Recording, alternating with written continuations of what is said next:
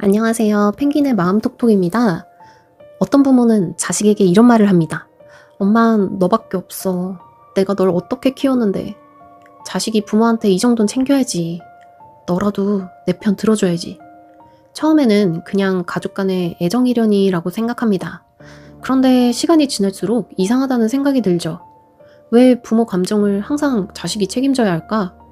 왜 부모를 위로하는 역할이 내 몫이 되어버렸을까? 인터넷에는 이런 글들이 정말 많습니다.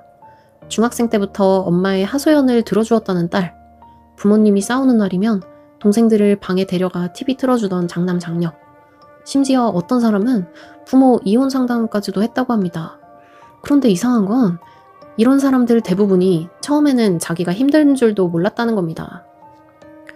사실 일반적인 부모는 자녀를 보호하려고 합니다. 힘든 일이 있어도 아이 앞에서는 숨기려고 하고 아이가 불안해할까봐 괜찮은 척 하기도 합니다.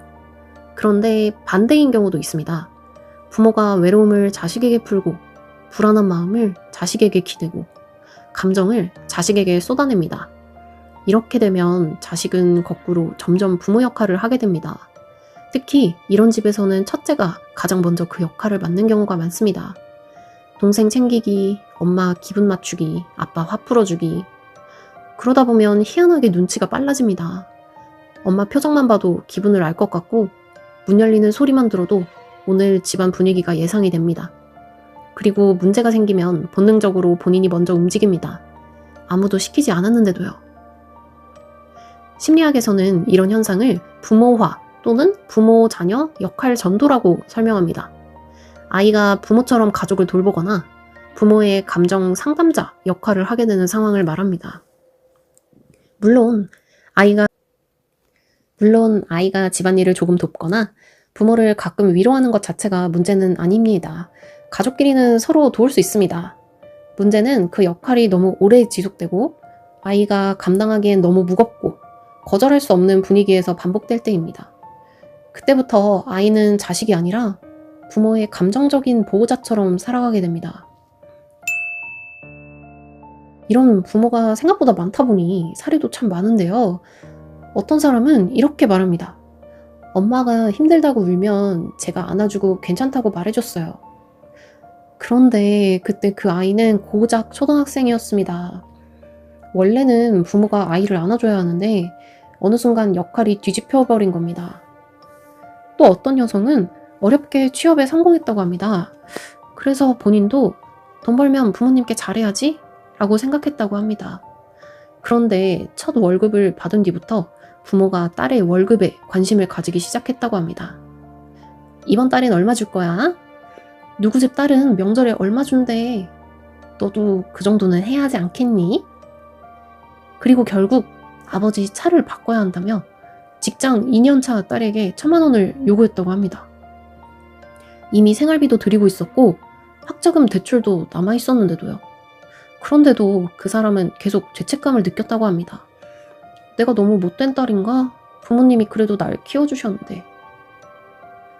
또 다른 장녀는 어릴 때부터 엄마의 감정 쓰레기통 역할을 했다고 합니다. 엄마는 남편 욕, 시댁 욕, 돈 걱정, 외로움 이야기를 딸에게 계속 털어놨다고 합니다. 처음에는 그냥 그래, 엄마도 힘드니까 들어줄 수 있지 라고 생각했습니다. 그런데 점점 엄마의 기분이 안 좋으면 하루 종일 눈치 보게 되고 전화를 받지 않으면 괜히 죄책감이 들고 혼자 시간을 보내고 있으면 불안했다고 합니다.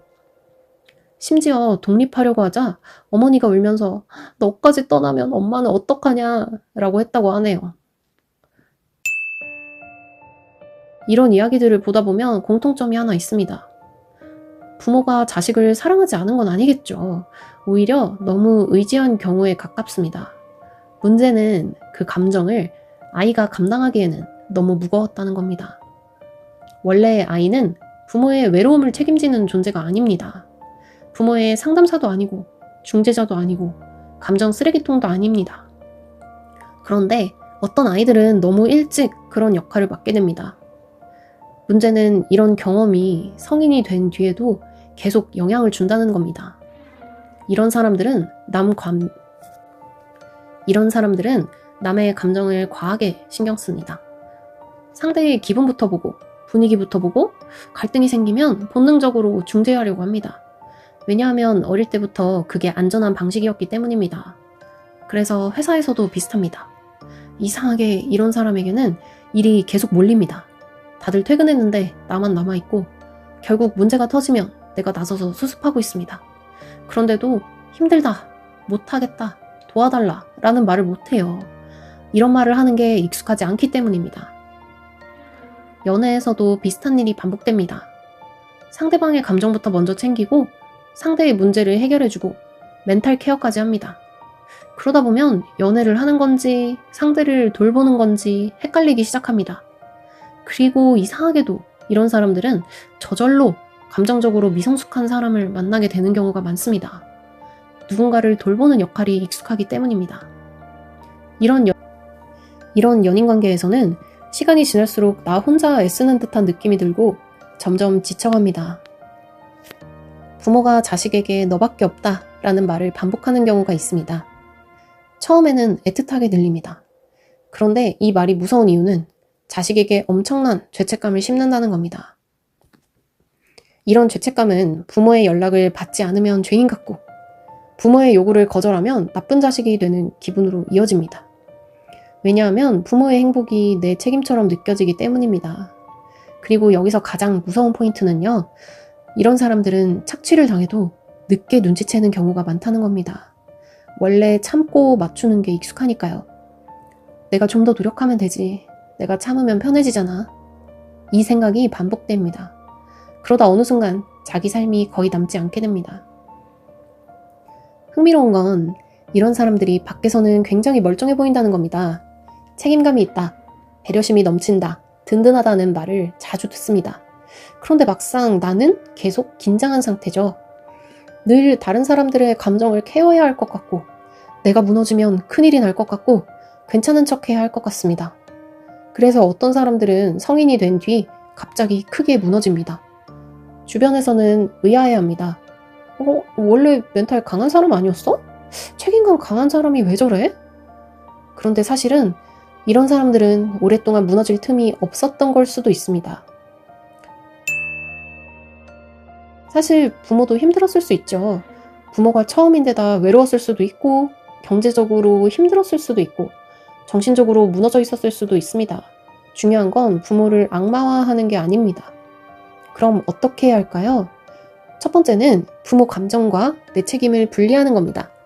이건 마음으로만 내 책임 아니야 라고 생각한다고 바로 되지 않습니다.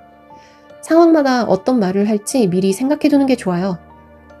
엄마가 힘든 건 알겠는데 이 이야기를 내가 계속 듣는 건 나도 너무 힘들어. 나는 엄마 편을 안 드는 게 아니라 부모님 싸움에 끼고 싶지 않아. 이 문제는 내가 해결할 수 있는 문제가 아니야.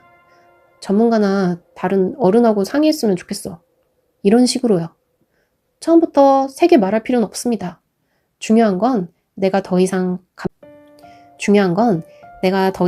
감정 상담사 역할을 계속하지 않겠다는 신호를 주는 겁니다. 두 번째는 전화와 연락에 선을 긋는 겁니다. 부모 연락이 올 때마다 바로 받아야 할 것 같고 안 받으면 죄책감이 드는 사람들이 있습니다. 이럴 때는 규칙을 정하는 게 좋아요. 평일에는 밤 9시 이후 전화는 받기 어렵다. 하소연이 길어지면 20분까지만 듣고 끊는다. 감정적으로 소리 지르는 통화는 이어가지 않는다. 그리고 실제로 말할 때는 이렇게 말하면 됩니다. 엄마, 나 지금 20분 정도는 통화할 수 있어. 근데 그 이상은 어려워. 밤늦게 이런 얘기를 들으면 나도 잠을 못 자. 내일 낮에 얘기하자. 핵심은 설명을 길게 하지 않는 겁니다. 설명이 길어질수록 설득당하기 쉽습니다. 세 번째는 돈 문제는 감정이 아니라 숫자로 다뤄야 합니다. 부모가 돈 이야기를 할 때 가장 흔히 나오는 말이 있습니다. 내가 너 키우느라 얼마나 썼는데 부모에게 이 정도도 못해? 다른 집 자식들은 더 한다더라. 이 말을 들으면 마음이 흔들립니다. 그런데 돈은 죄책감으로 결정하면 안 됩니다.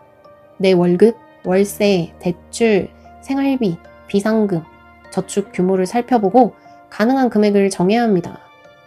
매달 30만 원만 드릴게요. 그 이상은 내 생활 유지가 어려워요. 대출과 생활비 때문에 1000만 원처럼 큰 돈은 어려워. 여기서 중요한 건 미안하다고 너무 많이 말하지 않는 겁니다. 미안하다고 계속 말하면 상대는 그 틈을 파고듭니다. 미안하면 해줘야지. 이렇게요. 네 번째는 거절을 할 때 설명하지 말고 통보하는 겁니다.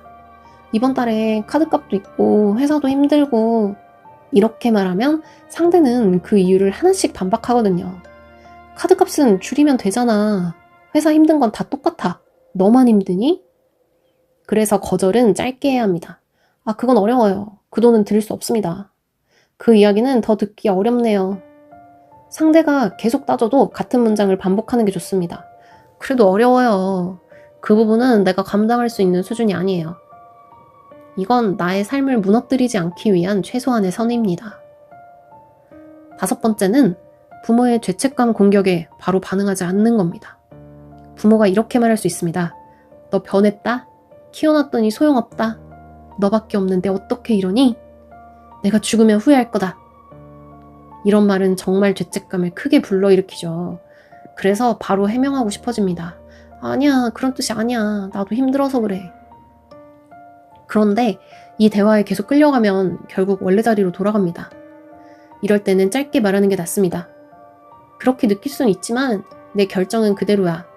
엄마가 서운한 건 알겠어. 그래도 나는 이 선을 지킬 거야. 나를 나쁜 자식으로 느끼게 하는 말은 듣기 힘들어. 그런 식으로 말하면 대화는 여기서 멈출게. 핵심은 부모 감정을 인정하되 내 결정을 바꾸지 않는 겁니다. 여섯 번째는 가족 안에서 내 역할을 다시 정하는 겁니다.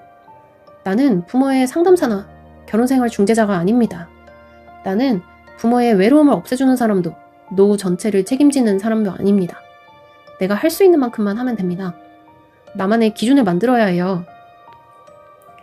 생활비는 월 얼마까지, 통화는 주 몇 회까지, 부모 싸움에는 개입하지 않기, 동생 문제는 동생이 직접 책임지게 하기, 갑작스러운 큰돈 요구는 바로 답하지 않기, 특히 돈 요구를 받았을 때는 바로 대답하지 않는 게 중요합니다. 생각해보고 답할게. 이 한 문장만 해도 많은 게 달라집니다. 그 자리에서 죄책감에 밀려 결정하지 않게 되니까요. 일곱 번째는 선을 긋고 난 뒤에 불편함을 견디는 겁니다. 사실 이게 제일 어렵습니다. 선을 긋는 순간 부모가 서운해할 수 있습니다. 화낼 수도 있고 며칠 연락을 안 할 수도 있고 나를 나쁜 자식처럼 말할 수도 있습니다. 그런데 그 불편함이 생겼다고 해서 내가 틀린 건 아닙니다. 선을 긋는 과정은 처음에는 항상 불편합니다. 평생 자동문처럼 열려있던 사람이 처음으로 문을 닫는 거니까요. 부모도 당황하고 나도 죄책감이 듭니다. 하지만 그 불편함을 피하려고 다시 다 받아주면 결국 예전으로 돌아갑니다. 물론 상황에 따라 다르게 접근해야 합니다. 부모가 실제로 아프거나 경제적으로 급한 위기에 놓여 있거나 돌봄이 필요한 상황이라면 현실적인 지원은 필요할 수 있습니다. 하지만 그때도 혼자 떠안으면 안 됩니다. 형제와 나누고 친척과 상의하고 복지제도나 전문가 도움을 알아보고 가능한 범위를 정해야 합니다. 중요한 건 내가 다 해야 한다 해서 벗어나는 겁니다. 도와드릴 수는 있습니다. 하지만 내 인생이 무너질 정도로 떠안는 것은 다른 문제입니다. 마지막으로 가끔은 그냥 평범한 자식이어도 괜찮다는 걸 받아들이는 겁니다. 항상 부모를 이해하지 않아도 되고 항상 괜찮은 척하지 않아도 되고 항상 든든한 역할을 하지 않아도 됩니다. 원래 자식은 부모의 상담사도 감정 쓰레기통도 인생 책임자도 아닙니다. 부모를 사랑하는 것과 부모의 모든 감정을 떠안는 것은 다릅니다. 효도와 착취도 다릅니다. 그리고 좋은 자식이 되는 것과 내 삶을 포기하는 것도 다릅니다. 혹시 여러분도 어릴 때부터 부모 감정을 내가 책임져야 할 것 같은 기분이 들었나요? 혹은 지금도 부모 연락만 오면 숨막히거나 거절하면 죄인 같은 기분이 드시나요? 있으시다면 댓글로 남겨주시면 감사하겠습니다. 오늘 영상이 유익하셨다면 구독과 좋아요 부탁드립니다. 감사합니다.